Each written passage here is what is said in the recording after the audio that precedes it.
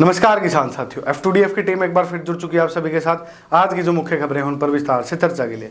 किसान साथियों, महाराष्ट्र के वाशिम जिले में लगातार 3 दिनों से बारिश हो रही है। कई इलाकों में तो ओलावृष्टि की खबरें सामने आई है। इससे फसलों के साथ साथ मवेशियों को भी काफी नुकसान पहुंचा है। महाराष्ट्र में बेमौसम बारिश से किसानों की परेशानी बढ़ गई है। पिछले 3 दिन से रुक रुक कर हो रही बारिश की वजह से हजारों हेक्टेयर में लगी फसलों को नुकसान पहुंच रहा है।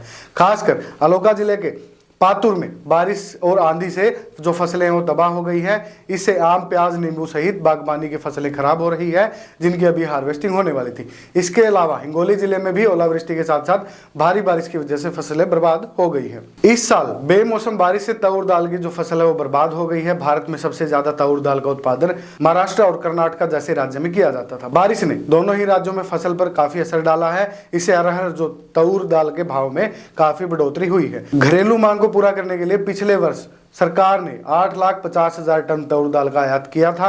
वहीं उड़द और तूर दाल के आयात को फ्री कैटेगरी में रखा गया था। वहीं इस कैटेगरी में आयात करने की आखिरी तारीख भी सरकार ने 31 मार्च तक बढ़ा दी थी। मध्य प्रदेश में 25 अप्रैल तक 4.62 मिलियन टन गेहूं की खरीद हो चुकी है।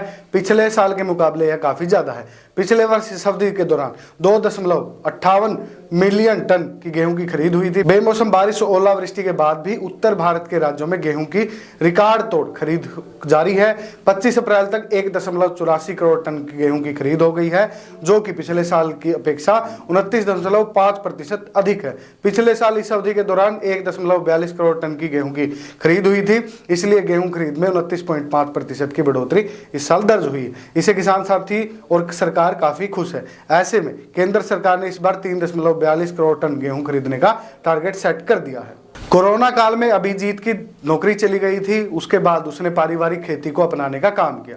उसने देखा कि पारिवारिक खेती में ज्यादा मुनाफा नहीं हो रहा है, इसलिए उसने आधुनिक तरीके से खेती करने का फैसला लिया। उन्होंने 4 एकड़ में अंजीर, 3 एकड़ में सीताफल, 5 एकड़ में जामुनी फलों के पेड़ लगाने का काम किया। इन पेड़ों को रासायनिक खाद की जगह सेंद्रीय खाद का इस्तेमाल करके कड़ी मेहनत से उन्होंने इस बाग को लगाने का काम किया। अभिजीत ने 4 एकड़ में पूना किस्म के 600 अंजीर के पेड़ लगाए। खट्टा बहार के लिए 30 बीघा जमीन में लगाए गए अंजीर के पेड़ों में अभिजीत की जो किस्मत है उसको चमका दिया। जून माह में छटाई के बाद करीब 4.5 माह बाद फलों की तुड़ाई शुरू हो गई है। इसमें हर पेड़ से 100 से 120 किलोग्राम उत्पादन अभिजीत को मिल रहा है। ऐसे किसान साथी अन्य किसान साथियों के लिए काफी प्रोत्साहन का काम करते हैं। ऐसे किसान साथियों को देखकर अन्य किसान साथी आधुनिक खेती की तरफ ज्यादा बढ़ते हैं। किसान साथियों, आप भी पारंपरिक खेती छोड़कर आधुनिक खेती अपनाने का काम करें, ताकि आपका मुनाफा जो है वो सीमित ना रहे, आप ज्यादा मुनाफा कमा सकें। किसान साथियों, ऐसी खेती बाड़ी की जो खबरें हैं भविष्य में आपके लिए लेके आते रहेंगे। अधिक जानकारी के लिए आप F2DF मोबाइल ऐप को डाउनलोड कीजिएगा।